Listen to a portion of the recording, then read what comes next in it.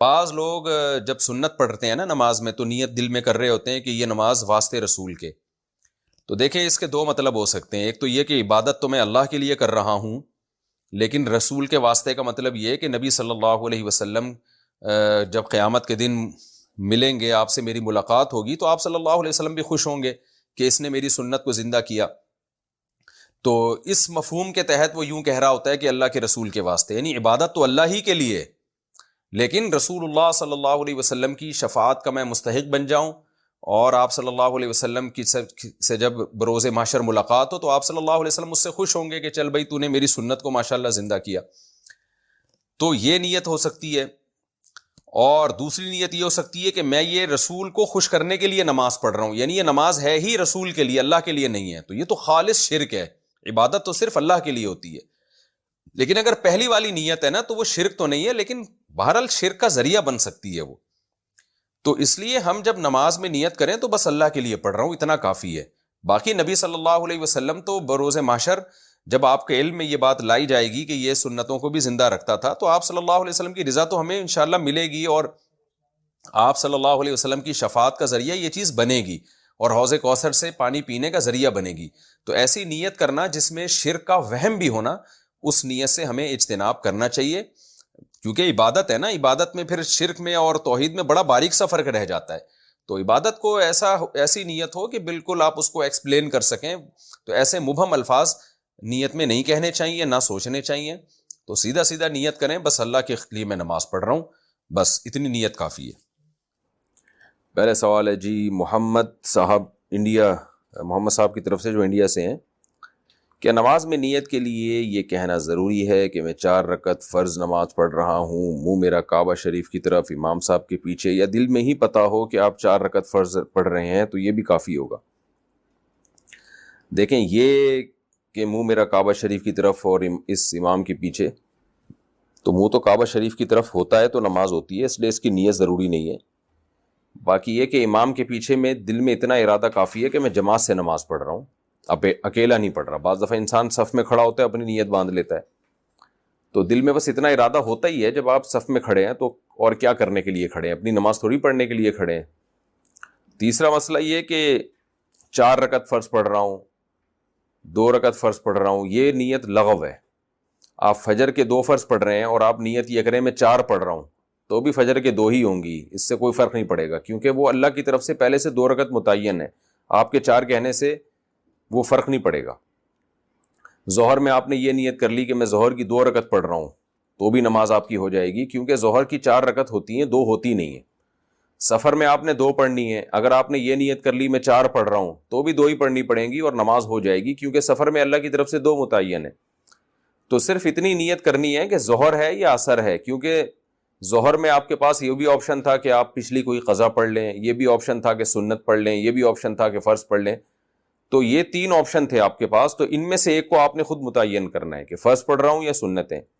Number 2، ظہر پڑھ رہا ہوں یا پچھلی کوئی قضا پڑھ رہا ہوں. تو جب آپ نے یہ نیت کر لی کہ نہیں جی ظہر ہے، تو 4 رکعتیں 2 رکعتیں یہ لغو کام ہو جائے گا، اس کی ضرورت نہیں ہے. بس اتنی نیت کہ ظہر ہے اور فرض ہے، بس. یعنی فرض سے میری مراد کہ ظہر ہے، آج کی ظہر ہے، یہ بھی ضروری نہیں کہ فرض ہے، کیونکہ ظہر تو ہے ہی فرض، تو سنت نہیں ہے. سنتیں پڑھ رہے ہیں تو دل میں یہ نیت ہو کہ یہ ظہر میں سنت پڑھ رہا ہوں، میں فرض نہیں پڑھ رہا. تو بس اتنی کافی ہے. آج کل نیتوں میں بہت زیادہ غلو ہونے لگا ہے. نماز میں نیت ضروری ہے یا تکبیر کہنا کافی ہے؟ فرض نماز میں نیت کرنی ہوگی یا صرف اللہ اکبر بولنا ہوگا؟ اگر نیت کرنی ہوگی تو وہ اردو میں کریں یا عربی میں کریں. سلمہ صاحبہ دبئی سے. دیکھیں، نیت نماز میں ضروری ہے، لیکن نیت دل کے ارادے کا نام ہے، اور دل میں ارادہ انسان اپنی زبان میں ہی کرتا ہے جو اس کی مدر لینگویج ہے. بس دل میں نیت کرتا ہے میں نماز پڑھ رہا ہوں، تو بس اتنا کافی ہے. پھر جو نماز ہے اس کی نیت کر لیں، ظہر کی ہے تو ظہر کی نیت کر لیں، عصر کی ہے تو عصر کی، فرض کی ہے تو فرض کی کر لیں. بس دل میں نیت کافی ہے، اس کا انگلش عربی اردو سے کوئی تعلق نہیں ہے. نماز کی نیت کیا زبان سے ضروری ہے؟ نماز کی نیت کا کیا حکم ہے؟ دل میں نیت کافی ہے یا لفظوں سے نیت کرنا ضروری ہے؟ ابرار احمد سومرو سکھر سے. نہیں جی، نیت تو دل کے ارادے کا نام ہے، بلکہ فقہا نے لکھا ہے کہ دل میں ارادہ تھا ظہر پڑھ رہا ہوں اور واقعی ظہر کی نماز تھی، زبان سے نکل گیا کہ عصر پڑھ رہا ہوں تو نماز ادا ہو جائے گی، اس لیے کہ دل میں صحیح ارادہ کیا ہوا ہے۔ اور اگر ظہر پڑھ رہا ہے، دل میں ارادہ کر لیا عصر پڑھ رہا ہوں، زبان سے نکل گیا ظہر پڑھ رہا ہوں تو نماز نہیں ہوگی، حالانکہ زبان سے صحیح نکلا ہے لیکن چونکہ دل میں عصر تھا تو نہیں ہوگی۔ تو اس لیے دل میں ارادہ ہے اصل نماز کے لیے، زبان سے نیت ضروری نہیں ہے۔ وہمیوں کے لیے فقہا نے لکھا تھا کہ جو وہمی ہوتے ہیں نا، جو ہر وقت وسوسوں میں مبتلا رہیں گے، پتہ نہیں میں نے ظہر کی نیت کی تھی عصر کی، بعض ایسے وہمی ہوتے ہیں، ان کے لیے فقہا نے لکھا ہے کہ وسوسہ دور کرنے کے لیے وہ زبان سے نیت کر لیں، لیکن نارملی شریعت کا حکم یہی ہے کہ انما الاعمال بالنیات، اعمال کا مدار جو نیت پر ہے، تو نیت تمام فقہا کا اتفاق ہے وہ دل کے ارادے کا نام ہے۔ تہجد کی نماز سنت ہے یا نفل؟ تہجد کی نماز سنت ہے یا نفل؟ صادق رفیق انڈیا سے۔ دیکھیں یہ سنت یا نفل یہ ٹرمز ہیں، اصطلاحات ہیں جو ایک دوسرے کے معنی میں بھی استعمال ہوتی ہیں۔ نفل کہتے ہیں اضافی نماز جو فرض نہ ہو، اس لحاظ سے تو تہجد نفل نماز ہے، لیکن ہر نفل پر نبی صلی اللہ علیہ وسلم نے پابندی نہیں کی ہے، اہتمام نہیں کیا ہے، تو جو وہ نوافل جن کا آپ صلی اللہ علیہ وسلم نے اہتمام کیا یا آپ ان کو پڑھا کرتے تھے تو ان کو سنت کہا جاتا ہے۔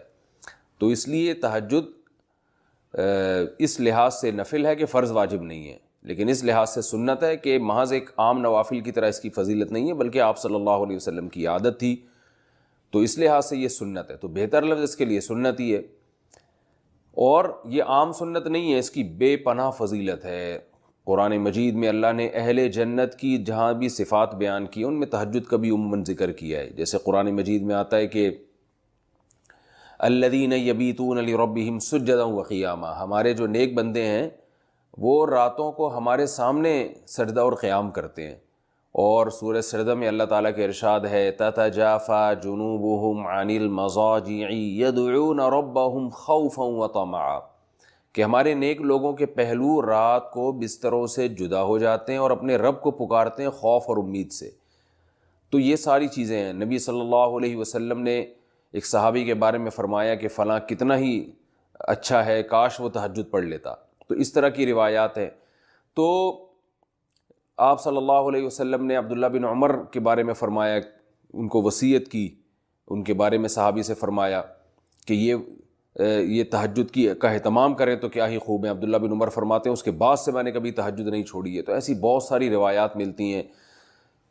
سورہ مزمل کا پورا دوسرا رکوع ہے ہی تہجد سے متعلق، ان ربک یعلم انک تقوم ادنی من ثلثی اللیل ونصفہ وثلثہ وطائفۃ من الذین معک واللہ یقدر اللیل والنہار، کہ آپ پوری رات تہجد نہیں پڑھ سکتے، آپ کو دن میں یعنی آپ کے جو ساتھی ہیں ان کو مزاربت بھی کرنی ہے، دنیا کے معاملات بھی نمٹانے ہیں، دن میں بعض دفعہ جہاد بھی کرنا ہے، تو آپ رات کا کچھ حصہ اٹھ جائیے، آپ بھی اور آپ کے ساتھی بھی۔ تو بہت ہی اہتمام ہے، اور فقرؤوا ما تیسر منہ، اور اس میں جتنی تلاوت ممکن ہو آپ اللہ کے سامنے کھڑے ہوں اور قرآن کی تلاوت کیجیے۔ تو یہ اتنی ساری احادیث، اتنی ساری روایات سے علماء کہتے ہیں کہ بہت زیادہ محرومی کا باعث ہے یہ عمل کہ ایک آدمی تہجد نہ پڑھتا ہو۔ اور آپ صلی اللہ علیہ وسلم نے فرمایا کہ رات کے آخری حصے میں اللہ تعالیٰ آسمان دنیا کی طرف آتے ہیں اور یہ ندا لگاتے ہیں حل من مسترزق ارزق له، حل من مستغفر اغفر له، کوئی ہے مجھ سے روزی مانگنے والا میں اس کو روزی دوں، کوئی ہے مجھ سے گناہوں کی معافی مانگنے والا میں اس کو معاف کروں۔ تو اس لیے رات کو جلدی سونا چاہیے، اور تہجد میں رات کے آخری حصے میں جو تہجد کا ٹائم ہے، جو سب سے اچھا ٹائم ہے، ویسے تو کسی بھی وقت رات کو پڑھی جا سکتی ہے، لیکن سب سے افضل ٹائم ہے کہ آپ سوئیں اور سونے کے بعد رات کے آخری حصے میں اٹھیں اور اس وقت راز و نیاز کریں، اللہ کے سامنے دعائیں مانگیں، بہت زیادہ اس وقت دعائیں قبول ہوتی ہیں اور نماز کا بہت ثواب ہوتا ہے۔ ان قرآن الفجر کان مشہودا۔ یہ جو لوگ کہتے ہیں نا قضاء عمری نہیں ہے، یہ فضول باتیں کرتے ہیں، اجماع امت کے خلاف باتیں کرتے ہیں۔ آج کل کے اسکالرز جو بھی اجماع امت کے خلاف لے کے جا رہا ہے، آپ اس کی بات کو اٹھا کے دیوار پہ مار دو، اس پر اجماع امت کا۔ آج کل کے مفتیوں کے اختلاف کی کوئی ویلیو نہیں ہے، جو پہلے مسائل اتفاقی ہو چکے ہیں وہ ہو گئے۔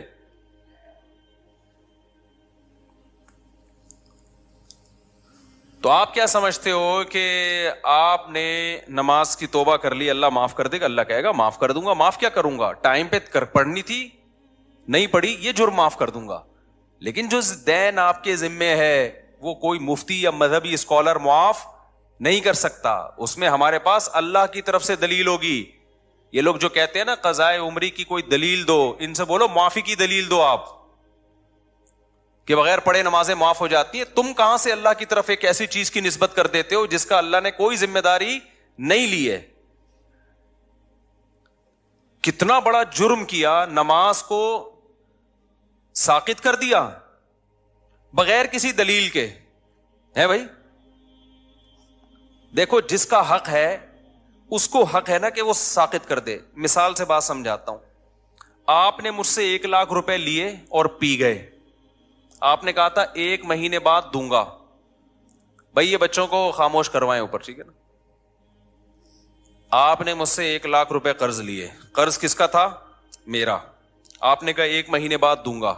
آپ 1 مہینے بعد نہیں دے رہے, ترسا رہے ہیں, تڑپا رہے ہیں. 6 مہینے گزر گئے, مجھے بہت غصہ آ رہا ہے کہ آجا, پکڑائی میں آئے گا تو نہیں چھوڑوں گا میں تجھے.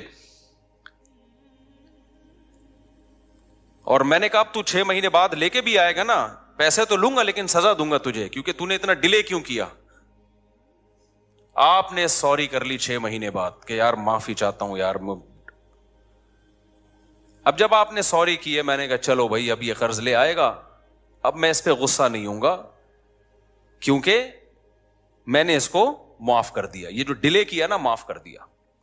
تیسرا بندہ اٹھ کے اس کو جا کے کہتا ہے اب تو پیسے نہ دے, اب تو پیسے, مفتی صاحب کے پیسے نہ دے. اگلا کہتا ہے بھائی کیوں نہیں دوں, ایک تو میں نے ڈیلے کیا, اب بھی میں نہ دوں. تو وہ اگلا بندہ کہتا ہے بھائی اس کی کیا دلیل ہے کہ تیرے ذمے مفتی صاحب کے پیسے ہیں؟ اس پہ کوئی حدیث, اس پہ کوئی قرآن کی آیت کہ تو نے ابھی بھی دینے ہیں؟ تو یہ سمجھدار ہوگا تو کیا کہے گا, بھائی یہ معاف کرنے کا حق اس کو ہے جس نے پیسے دیے ہیں, یہ تھرڈ پرسن کو بولو نہیں ہے.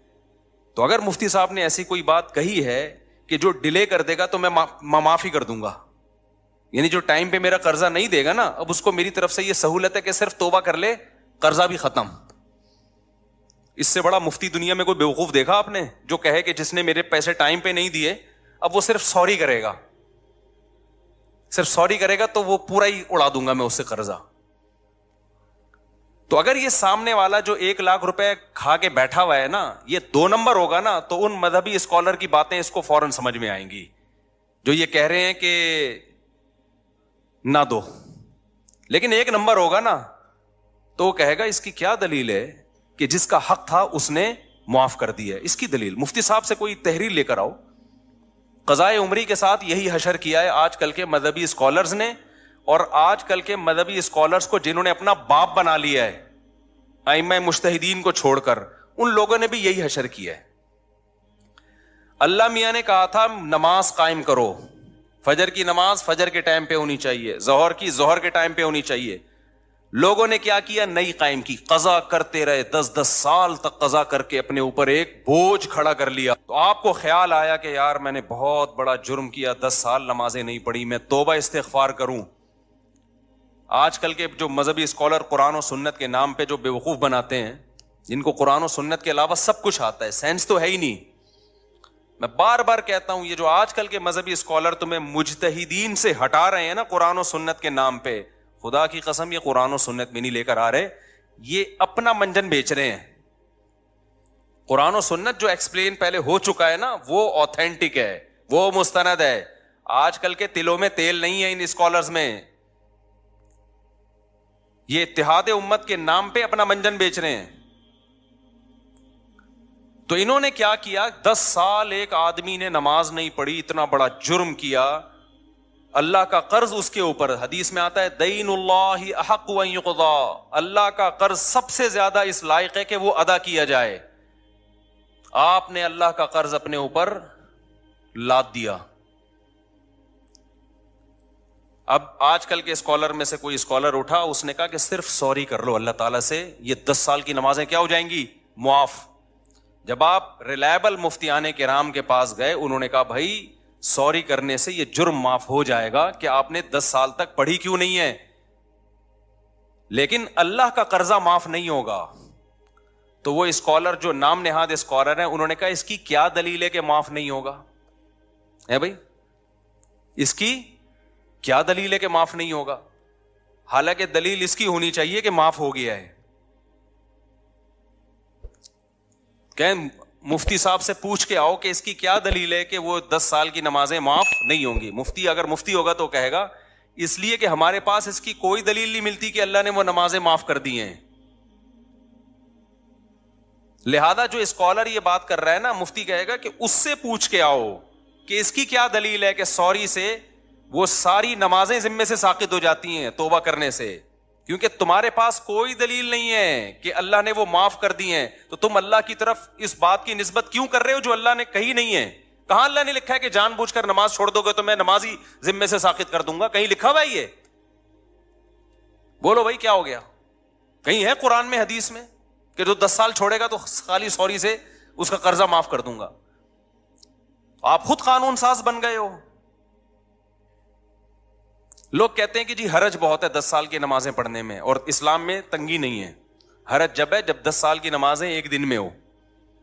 10 سال کی نمازیں 10 سال میں کر لو بھائی. 1 کروڑ روپے لے کے کوئی بندہ پی گیا نا، روزانہ پیسے لے رہا تھا بٹوے سے نکال کے، کھربوں روپے جمع ہو گئے. تو جب تک جس کے پیسے چرائے ہیں وہ معاف نہ کرے اور آپ کے پاس دلیل نہ ہو کہ اس نے معاف کر دی ہیں، کیا وہ کروڑوں روپے معاف ہوں گے اس بیس پہ کہ یہ حرج ہے ان کروڑوں کے ادا کرنے میں؟ کورٹ یہ کہہ دے گی کہ بھائی تھوڑے تھوڑے کر کے پے کر دو، ایک دم نہ دو. ذمے سے ساقط کر دینا یہ آج کل کے مذہبی اسکالر کی بہت بڑی جرت ہے، جو انہوں نے کس کی طرف نسبت کر دی؟ بغیر کسی دلیل کے کس کی طرف نسبت کر دی؟ اللہ کی طرف. اور ایسے جاہل ہیں، مطالبہ ہم سے کرتے ہیں کہ قرآن حدیث سے دلیل لے کر آؤ کہ 10 سال کی نمازیں قضا کرنا لازم ہے. بھائی جس نے معاف کی ہیں آپ اس سے دلیل لے کر آؤ. کہاں اللہ نے لکھا ہے کہ میں نے معاف کر دی؟ قرضہ اللہ کا ہے اور معاف کون کر رہے ہیں؟ آج کل کے اسکالر. خوف بھی نہیں آتا خدا کا ان لوگوں کو، شرم بھی نہیں آتی. سمجھتے ہو کہ نہیں سمجھتے ہو؟ اور جب میں جذباتی ہوتا ہوں نا تو آج کل کے کچھ اسکالرز نے میرے خلاف مضمون لکھنا شروع کر دیا. مفتی صاحب کچھ ٹاپکس ایسے ہیں جس میں اعتدال سے ہٹ جاتے ہیں. ایسے مضامین اب بعض لوگوں نے میرے بارے میں لکھنا شروع کر دیے. یعنی یہ وہ لوگ ہیں جو میرے معتقد ہیں لیکن کہتے ہیں کچھ ٹاپکس ایسے ہیں جس میں مفتی صاحب حد اعتدال سے بولو ہٹ جاتے. ایک عاملوں کے بارے میں مفتی صاحب حد اعتدال سے تجاوز کر لے، سارے عامل غلط. یہ تھوڑا مفتی صاحب زیادتی ہے. ایک 3 طلاق کے مسئلے میں میں نے کہا نا کہ اگر کوئی اہل حدیث سے فتویٰ لے کے بیوی کو رکھ لے گا وہ زنا ہی ہے، بیوی حلال نہیں ہوگی. لوگ کہتے ہیں مفتی صاحب یہ تھوڑی کیا ہو رہی ہے؟ زیادتی ہو رہی ہے. اتنا بھی سختی نہ کریں. میں بتاتا ہوں ابھی. تیسرا یہ مسئلہ قضائے عمری. قضائے عمری ساقط نہیں ہوتی ذمے سے، اجماع امت کے خلاف ہے. یہ کوئی دلیل نہیں ہے. نماز سے بڑھ کر اسلام میں کوئی حکم بولو نہیں ہے. کسی مذہبی اسکالر نے فتویٰ دے دیا نا 10 سال کی نمازیں، اس سے بولو یہ تو نے فرض کی ہیں یا اللہ نے فرض کی ہیں؟ اللہ نے معاف کر دی ہیں، بتا بھائی اس کی کیا دلیل ہے تیرے پاس؟ قرضہ اللہ کا ہے اور معاف کوئی پروفیسر صاحب کر رہے ہیں یا کوئی اسکالر کر رہا ہے آج کا. اور چوتھی عدالتی خلا. میں جب کہتا ہوں نا عدالتی خلا، جو آج کا جو قانون گورنمنٹ میں بنا ہوا ہے یہ بالاجماع باطل ہے. اس پہ بھی کچھ اسکالر نے میرے خلاف لکھنا شروع کر دیا کہ مفتی صاحب خلا کے مسئلے میں بھی ایکچولی تھوڑا سا کیا ہو رہے ہیں، کنٹرول سے باہر. اتنا بھی نہیں ہے. ٹاپک سے ہٹ کے میں تھوڑا ان چاروں کو تھوڑا ایکسپلین کر دوں تاکہ پتہ چلے کہ یہ ایکسٹریم لیول پہ نہیں ہوں، میں اعتدال پہ ہوں. دیکھو اعتدال کسے کہتے ہیں؟ جو چیز جیسی ہے اس کو ویسا رکھنا. ایک چیز کالی ہے نا، ایک آدمی کہہ رہا ہے یہ سفید ہے، میں کہوں یہ دھک کالی ہے. بھائی اتنی کالی ہے کہ اندھیرے میں نظر ہی نہیں آئے گی. لوگ کہیں مفتی صاحب تھوڑا اعتدال سے کام لیں. وہ جب کہہ رہا ہے سفید ہے، آپ جب کہہ رہے ہیں کہ کالی ہے، تو بیچ کا کوئی پیلا رنگ کہہ دیں آپ اس کو، تو یہ اعتدال ہوگا یا جھوٹ ہوگا؟ بھائی جب 100% بلیک ہے، کسی بھی زاویے سے دیکھو بلیک ہے، تو اس کو بلیک کہنا ہی اعتدال ہے. تو یہ جو خلا کا مسئلہ ہے نا، خلا کا، ابھی ایک نیا کلپ آیا ہے کہ میرے خلاف پھر کسی نے، پرانی عادت ہے ان کی، ان کو چین نہیں آتا جب تک میری ویڈیو لگا کے ری ایکشن نہ کریں نا.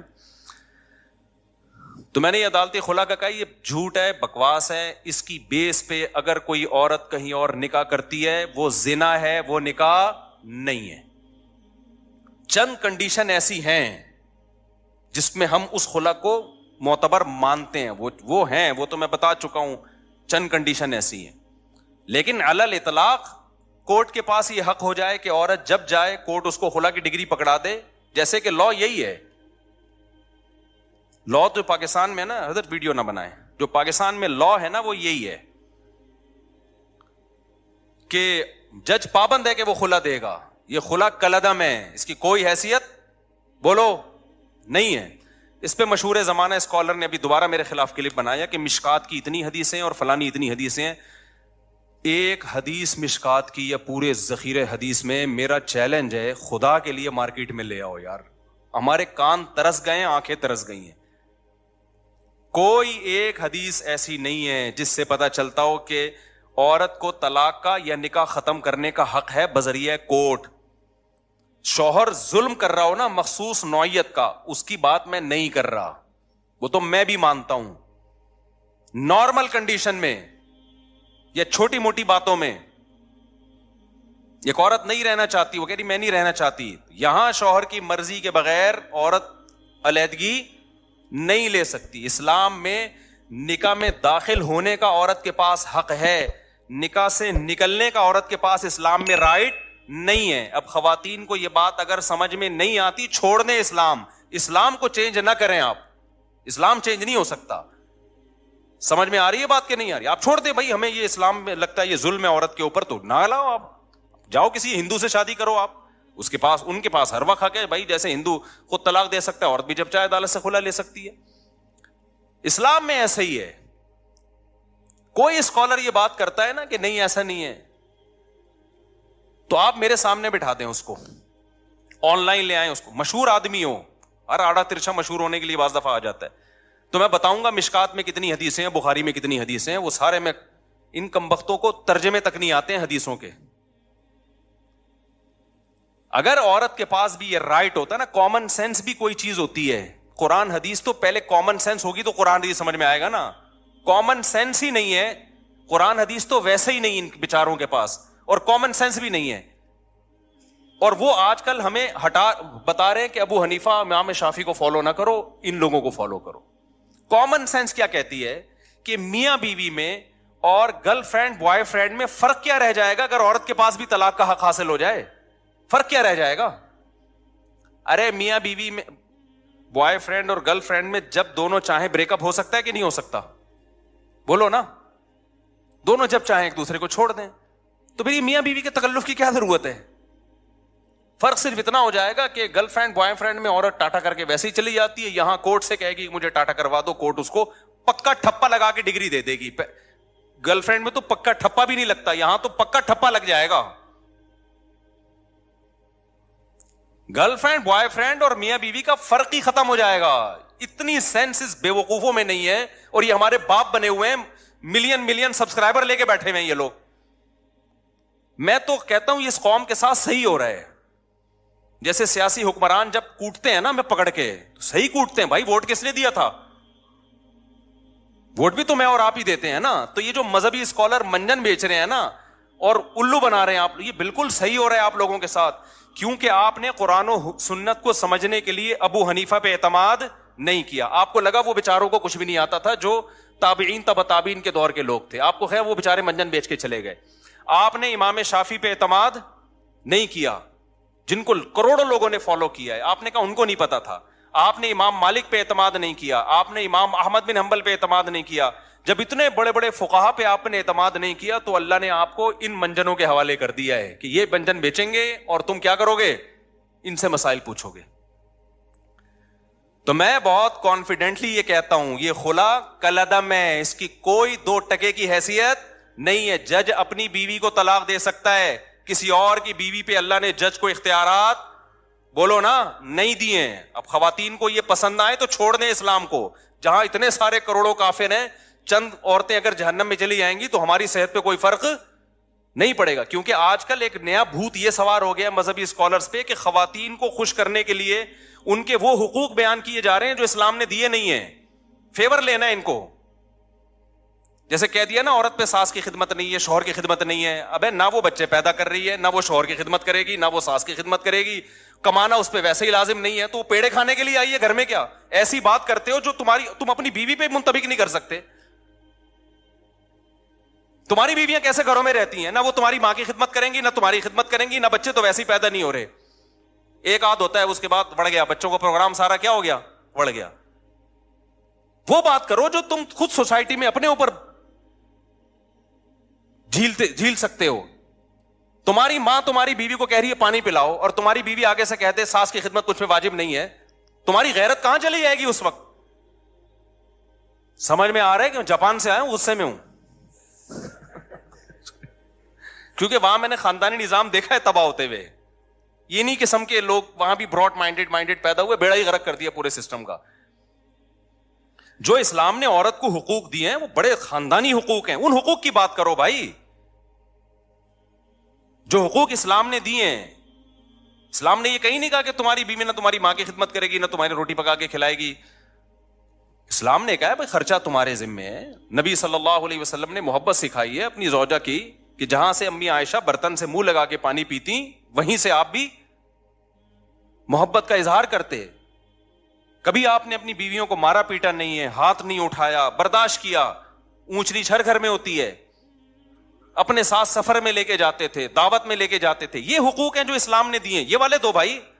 تم کیا سکھا رہے ہو ان کو کہ جب منہ اٹھائے وہ عدالت میں جاری ہے؟ کیوں اسلام نے عورت کو رائٹ دیا خلا کا. عورت کو جو خلا کا رائٹ دیا ہے، خلا ایک ایگریمنٹ ہے. رائٹ کا مطلب یہ کہ عورت اگر یہ نہیں رہنا چاہتی تو شوہر سے ڈیورس کا مطالبہ کر سکتی ہے مہر کی معافی پہ، کہ میں مہر چھوڑتی ہوں مجھے طلاق دے دو. اس مہر چھوڑ کے طلاق لینے کو خلا کہا جاتا ہے. یہ ایگریمنٹ ہے. جب تک شوہر راضی نہیں ہوگا، یہ ایگریمنٹ دونوں طرف سے ہوتا ہے. یہ قرآن سے بھی پتہ چلتا ہے، حدیث سے بھی پتہ چلتا ہے، بخاری مسلم. اور یہ جو اسکالر نے کہہ دیا نا کہ مشکات پر اتنی حدیثیں ہیں، میرا چیلنج ہے ایک حدیث آپ ترجمہ کر کے بتا دو جس سے آپ کا والا خلا جو آپ ثابت کرنا چاہتے ہو وہ ثابت ہو جائے. تو میں جب کسی پہ اتنا مضبوط دعویٰ کر رہا ہوں نا تو پھینک نہیں رہا ہوتا میں بیٹھ کے یہاں. سمجھ میں آ رہی ہے بات؟ ایک دوسری بات عاملوں کے بارے میں. ابھی ہمارے ایک دوست ہیں حضرت یعنی کیا نام ہے، مجھ سے جونیئر ہیں اگرچہ کافی وہ، لیکن کافی پازیٹو کام کر رہے ہیں. مفتی رشید احمد خورشید صاحب ہیں مجھ سے کافی جونیئر، لیکن ماشاءاللہ بہت اچھا کام کر رہے ہیں، پازیٹو.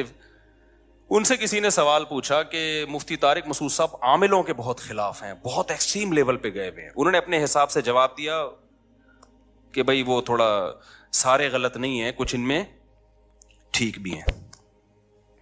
عاملوں کے بارے میں سارے غلط نہیں ہوتے، کچھ ان میں بولو ٹھیک. ایک تو یہ بات بھی کی کہ بھائی رقیہ تو اسلام میں ثابت ہے، تو میں رقیہ کا تو میں منکر نہیں ہوں. بھائی دم تو مسجد کے امام سے کروا لو. جن چڑیل بھوت بھی کسی پہ کروڑوں میں کسی دو چار پہ آ سکتا ہے، تو کسی بھی نیک آدمی سے دم کروا لو.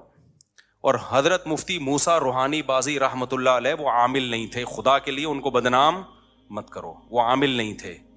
یہ ان کی کرامت تھی کہ کوئی بھی کچھ لکھ کے دے دیا کرتے تھے. اللہ ان کو دعا تھی، ان کی ماں کی یا کسی بزرگ نے انہوں نے خدمت کی تھی، غالباً ان کی والدہ نے ان کے لیے دعا کی تھی کہ تو کسی کے لیے کچھ بھی لکھ کے دے دے گا اللہ اس کو پورا کر دے گا. تو اہل اللہ کے ساتھ الگ معاملات ہوتے ہیں. وہ عامل نہیں تھے. میں نے یہ بات بیان میں کہی تھی، ان کے بیٹے نے آ کے پھر جامعۃ الرشید میں بتایا کہ واقعی میرے والد صاحب عامل نہیں تھے. یہ کرامت تھی ان کی کہ کسی کو بھی کچھ لکھ دیا تو بس وہ ہو گیا. کرامت کے تو پھر کچھ بھی ہو سکتا ہے نا. تو یہ جو ان کا بھی بیان آیا، اپنے لحاظ سے انہوں نے ٹھیک کہا، اپنے لحاظ سے کہ عامل جو ہے ایکچولی کچھ یوں بھی ہوتے ہیں، کچھ 1-8% صحیح بھی ہوتے ہیں، 1% بھی صحیح نہیں ہوتا. اگر مجھے ایک بندہ عاملوں میں صحیح مل جائے نا، میں عجائب گھر میں رکھواؤں گا. 1 کروڑ روپے کا ٹکٹ لگاؤ اس کے اوپر، کیونکہ ایسی چیزیں مارکیٹ میں ہے ہی نہیں. آپ کہہ سکتے ہیں وہ بھی آپ سے جونیئر ہیں اور اچھا آپ خود کہہ رہے ہو کہ بھئی جامعہ کے ٹیچر ہیں، استاذ ہیں، تو کیا وہ غلط بول رہے ہیں؟ وہ غلط بول رہے ہیں. ٹھیک ہے. اب آپ کہہ سکتے ہو کہ بھائی اس کا مطلب وہ صحیح عالم نہیں ہے.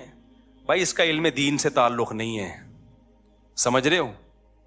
علماء سے وہ چیزیں پوچھیں جن کا دین کے علم سے تعلق ہے. نکاح طلاق کے مسائل, وراثت کے مسائل, عامل صحیح ہوتے ہیں غلط ہوتے ہیں, یہ قرآن و سنت کا مسئلہ نہیں ہے, یہ مشاہدے کا مسئلہ ہے. ان کی عمر کم ہے, میرے تجربہ زیادہ ہے, ہم نے ایک بھی نہیں دیکھا ڈھنگ کا. بہت تلاش کیا, اور میں جو کہتا ہوں وہ سارے 2 نمبر ہوتے ہیں. اس کا مطلب یہ نہیں ہے سارے برے ہوتے ہیں, ان میں کچھ نیک بھی ہوتے ہیں, تھوڑے سے نیک بھی ہوتے ہیں, لیکن اوپر کی سیٹنگ ان کی خراب ہوتی ہے, پاگل ہوتے ہیں. عملیات کر کر کے کھوپڑی خراب ہو جاتی ہے, ان کو جن چڑیل بھوت اس لیے نظر آتے ہیں کیونکہ کھوپڑی کام نہیں کر رہی ہوتی. آپ کی کھوپڑی کام کر رہی ہوتی ہے, آپ ان کے پاس بیٹھتے ہو تو تھوڑے دن میں آپ کی کھوپڑی بھی کیا ہو جاتی ہے, آؤٹ. پھر آپ کہتے ہو یار میں بھی جب حضرت جی کے پاس گیا تھا ایک چڑیل انہوں نے مجھے دکھائی, وہاں سے بھوت دکھایا. ابے وہ کچھ بھی نہیں دکھا رہا, وہ خود پاگل ہے, وہ خود دماغ خراب ہو گیا اس کا فلیتے پلیتوں میں پڑھ کے. تم کیوں پاگل ہو رہے ہو؟ اس کے پاس جانے سے پہلے کبھی تمہیں یہ نظر آتا تھا چڑیل اور بھوت تمہیں نظر آتے تھے کبھی؟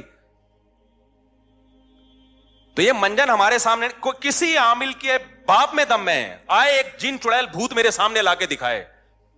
بکواس ہے, یہ منجن ہے. میں اتنا کانفیڈنٹلی جب ان کے اور مفتی رشید احمد خورشید تو ہم سے بہت جونیئر ہیں, اس بارے میں میں اپنے اکابر کو نہیں مانتا. نہیں آ رہی میرا خیال ہے بات سمجھ میں اپنے بزرگوں کو نہیں مانتا اس بارے میں. آپ کہہ سکتے ہو اچھا آپ اپنے بزرگوں سے بھی آگے نکل گئے. بھائی میں میڈیکل سائنس سے اپنے بزرگ سے آگے جا سکتا ہوں, میں ڈرائیونگ میں اپنے بزرگ سے آگے جا سکتا ہوں, میں دین کے علم میں اپنے بزرگ سے آگے نہیں جا سکتا. دین کے علم کی جہاں بات ہوگی میں اپنے بزرگوں کے سامنے ہتھیار ڈالوں گا. بھائی ان کا علم ہمارے علم سے زیادہ, ان کا تقویٰ ہم سے زیادہ. عاملوں کا تعلق علم دین سے نہیں ہے. یہ عامل ہندو پنڈتوں میں مسلمانوں سے زیادہ ہوتے ہیں, پادریوں میں زیادہ ہوتے ہیں, جن چڑیل بھوت بھگانے والے. اس کا تعلق ہے مشاہدے سے. یہ الو بنانے کی مشینیں ہیں, خود کچھ بیوقوف بن چکے ہوتے ہیں تو منجن بیچ رہے ہوتے ہیں. تو یہ کانفیڈنٹلی کہہ رہا ہوں میں, کانفیڈنٹلی. ایسا نہیں ہے کہ ہوائی ایک دم صبح اٹھا تو عاملوں کے خلاف تقریر شروع کر دی. کوئی بھی ڈھنگ کا نہیں ہے, ان سے دور رکھو اپنے آپ کو. اور اگر نہیں رکھا نا تم نے, باتوں میں آ گئے کہ جی وہ حضرت جی ان کے, ابے میں نے بڑے بڑے بزرگوں کو دیکھا ہے کہ ان لوگوں نے الو بنایا ہے. مفتی رشید احمد خورشید تو بےچارے ابھی نئے آئے ہیں مارکیٹ میں. ہم نے بڑے بڑے بزرگوں کو دیکھا, ان عاملوں نے ان کو الو بنا دیا. میں بزرگوں کا نام لینا مناسب نہیں سمجھتا, وہ پھر بے ادبی ہے. ورنہ بڑے بڑے بزرگوں کو ان لوگوں نے الو بنایا. آپ کس کھیت کی مولی ہو؟ ہاں کانفیڈنس ہونا چاہیے انسان میں, ان کو سمجھنے کے لیے تھوڑا سا اعتماد ہونا چاہیے. پھر ان کا پتہ چلتا ہے یہ بہت. اور یہ سعودی عرب کی مثالیں, اب امام کعبہ کو جن چڑیل بھوت, یہ منجن بہت ہم پہلے دیکھ چکے ہیں. میں نے بڑے بڑے بیوقوف دیکھے ہیں جو امام حرموں کے جا کے جن اتار رہے ہیں. وہ امام حرم کو بیوقوف بنا رہے ہوتے ہیں. آپ کہہ سکتے ہو وہ امام حرم بھی بیوقوف بن گئے. تو بھائی جب ان کی فیلڈ نہیں ہے تو بن سکتے ہیں وہ. یہ ہو نہیں سکتا کوئی ڈاکٹر امام حرم کو غلط ٹیکا لگا کے آ جائے. اس کا امام حرم سے کیا تعلق ہے؟ بھائی ڈاکٹر فراڈی تھا, اس نے غلط ٹیکا لگا دیا, یا اناڑی تھا. یعنی عاملوں کا منجن یہ ہر جگہ بک رہا ہے. اور اس میں جہاں بھی مذہبی, میں بھی جاپان گیا نا, وہاں جن چڑیل بھوت بالکل بھی نہیں تھے. مجھے کسی نے بتایا کہ حضرت ایسا نہیں ہے, یہاں بھی ہوتے ہیں. میں نے کہا یہ وہیں ہوتے ہوں گے جہاں ان کے مذہبی رہنما بیٹھتے ہوں گے. انہوں نے کہا بالکل ایسا ہی ہے, کیونکہ وہ بدھسٹ ہے نا. میں نے کہا جو ان کے مندروں میں جاتا ہے نا بدھسٹ, جاپانی سائنسدان جاتا ہوگا عبادت کرنے, اسی پہ جن بھی آئے گا, اسی پہ بھوت بھی, اسی پہ جاپانی چڑیلیں. کیونکہ یہ منجن چڑیل بھوت کا جادو ٹونے کا مذہبی طبقے میں بکتا ہے, چاہے وہ عیسائی ہو, چاہے وہ مسلمان ہو, چاہے وہ ہندو ہو, چاہے وہ بدھسٹ ہو. جو مذہبی نہیں ہے نا, سیکولر لوگ ہیں, ان میں یہ منجن بکتا نہیں ہے. نہیں آ رہی میرا خیال ہے بات سمجھ میں, کیونکہ جادو بہرحال برحق ہے. اب چونکہ مذہبی لوگوں کو ہے کہ ہے, اب اس امکان کی بیس پہ کوئی بھی الو بنا دے. مثال کے طور پر ایک بیماری ہے جس کا وجود ہی نہیں ہے, اس میں الو بنانا مشکل کام ہے. ایک بیماری ہے جو کروڑوں میں کسی ایک کو ہو سکتی ہے, اس میں ہو سکنے کی بیس پہ الو بنانا آسان ہو گیا کہ نہیں ہو گیا؟ تو اس بیس پہ کہ بھائی نبی پہ بھی تو جادو ہو گیا تھا, تو فلانے پہ کیوں نہیں ہو سکتا؟ ابے فلانے پہ ہو سکنے کی بات نہیں, ہوا ہے کہ نہیں ہوا. یہ اس نے کیسے بتا دیا کہ اس پہ جادو ہوا ہے؟ اس کو کیسے پتا چل گیا؟ کوئی بھی اٹھ کے بولتا رہے. تو اس لیے بھائی یہ میں کانفیڈنٹلی بولتا ہوں کہ عامل سارے برے نہیں ہوتے. میں مانتا ہوں کچھ نیک ہوتے ہیں, تھوڑے سے کچھ نیک ہوتے ہیں, لیکن اوپر کی کھوپڑی خدا کی قسم ان کی سیٹ نہیں ہوتی. وہ خود پاگل ہوتے ہیں. کوئی ایک پاگل نہ ہو تو مجھے بتاؤ, یا اگر پاگل نہیں ہے تو فراڈی ہے, پھر وہ بہت بڑا فراڈی ہے. دیکھو جو چھوٹے فراڈی ہوتے ہیں ان کو پکڑنا آسان ہوتا ہے. کاش یہ بات آپ لوگوں کی سمجھ میں آ جائے. بڑے بڑے فراڈیوں کو پکڑنا بہت مشکل ہوتا ہے. اور مجھے حوالے نہ دیا کرو حضرت جی فلاں حضرت فلاں کے ہم بہت اعتقاد ہے, لیکن دین کے علم کے معاملے میں تقوی میں ہم ان پر اعتماد کرتے ہیں. عاملوں کے منجن میں ہم ان پہ اعتماد بولو نا نہیں کرتے. باقی جادو برحق ہے, جنات بھی آ سکتے ہیں, کروڑوں میں کسی ایک پہ آ جاتا ہے. تو اس کا علاج یہ ہے کہ سورہ فلق سورہ ناس پڑھ کے دم کرو, یا مسجد کے امام یا کسی نیک آدمی سے دم کرا لو. بس اس سے آگے بڑھنے کی کوشش کرو گے تو معاملہ پروگرام بڑھ جائے گا. وقتی طور پہ ٹھیک ہو جاؤ گے, پھر دوبارہ چڑیل آئے گی, پھر تمہاری نسلیں برباد ہو جائیں گی. فلیتے پلیتے, ایک دھاگا یہاں ایک یہاں پر فلیتا, اتنا عذاب میں مرو گے بھی سالے, اسی مصیبت میں مرو گے تم. فلیتوں پلیتوں سے جان نہیں نکلے گی تمہاری کبھی. ہمارے یار اللہ نے اتنے ہمیں اولادیں دی ہیں, ہمارے گھر میں بچے بیمار بھی ہوتے ہیں, صحت بھی ہوتی ہے. ہم نے تو کبھی نہ کوئی فلیتا نہ کوئی پلیتا نہ کسی عامل نہ میں نے تو عاملوں کو چیلنج کیے, تیرے باپ میں دم میں تو آ یار, 2-4 چڑیل بھوت ہمارے گھر بھی بھیجنا. یہ منجن انہی لوگوں کو بکتا ہے جو ان لوگوں کو مانتے ہیں. اور یہ صرف مسلمانوں میں نہیں ہے, یہ ہندوؤں میں بھی ہیں. یہ مذہبی لوگوں کا منجن ہے. سیکولر لوگ تمام تر عیبوں کے باوجود اس عیب سے بچے ہوئے ہیں. انگریز سیکولر ہے نا, وہ جب راکٹ بھیجتا ہے نا چاند پہ, پڑ گیا تھا نا ایک دفعہ راکٹ بھیجا تھا, اگر وہ پنڈت جی کے سے دم کروا کے یا کسی مسلم اسکالر سے دم کروا کے بھیجتا نا تو کہتا ہے یہ اس دفعہ کچھ چڑیل نے کچھ اوپر جا کے کیا ہے. ان کے سارے سائنسدان بکرے کاٹ رہے ہوتے وہاں بیٹھ کے. انہوں نے دیکھا یار جب تباہی ہوئی ہے تو کوئی نہ کوئی لاجک ہوگی, اس کی لاجک کو تلاش کرو. میاں بیوی کی لڑائیاں ہیں, معاملات صحیح نہیں ہیں. جب لڑائیاں ہو رہی ہیں تو انسان کے بچے بنو نا, دیکھو غلطی کس کی ہے, کون پہلے بدتمیزی سے بات شروع کرتا ہے, پھر لڑائی ہوتی ہے. عاملوں نے یہ دھندا ہی سارا ختم کر دیا. عاملوں نے بولا اپنی غلطی کی اصلاح مت کرو, اصل میں تمہاری ساس نے تمہارے اوپر چڑیل بھیجی ہوئی ہے. بجائے اس کے کہ آدمی دیکھے کہ نتائج غلط جو نکل رہے ہیں تو میں ٹھیک ہو جاؤں یا بیگم ٹھیک ہو جائے, وہ اپنے آپ بارے میں سوچے یہ کیوں جھگڑا ہو رہا ہے. نہ بھائی, وہ تعویذ رکھا ہوا ہوگا بیل میں.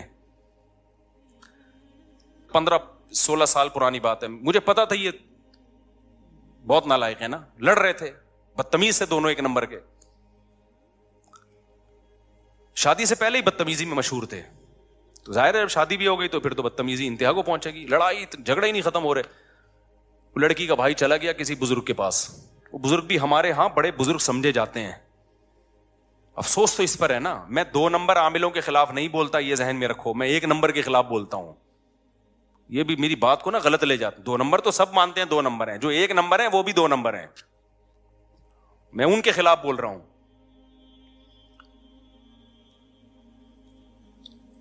کیا کریں, بات سے بات نکل. پہلے یہ سنا دوں نا, تو اس نے بتایا کہ وہ جو ہے نا وہ ہمارے وہ فلاں بزرگ ہیں, انہوں نے کہا ان کے گھر میں ایک بیل ہے, اس میں تعویذ کیا کسی نے.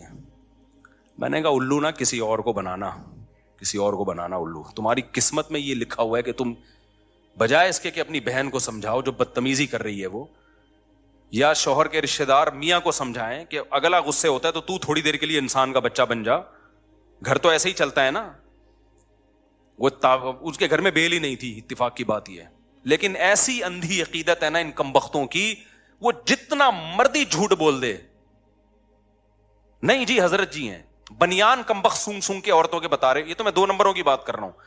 عورتوں کے بنیان سونگ کے بتا رہے ہوتے ہیں کہ اس پہ جن ہے. تمہیں شرم نہیں آتی اپنی عورتوں کے بنیان غیر مردوں کو سنگھاتے ہو یار.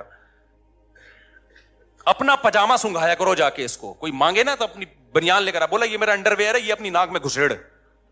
ان کمبختوں کا علاج ہی ہے.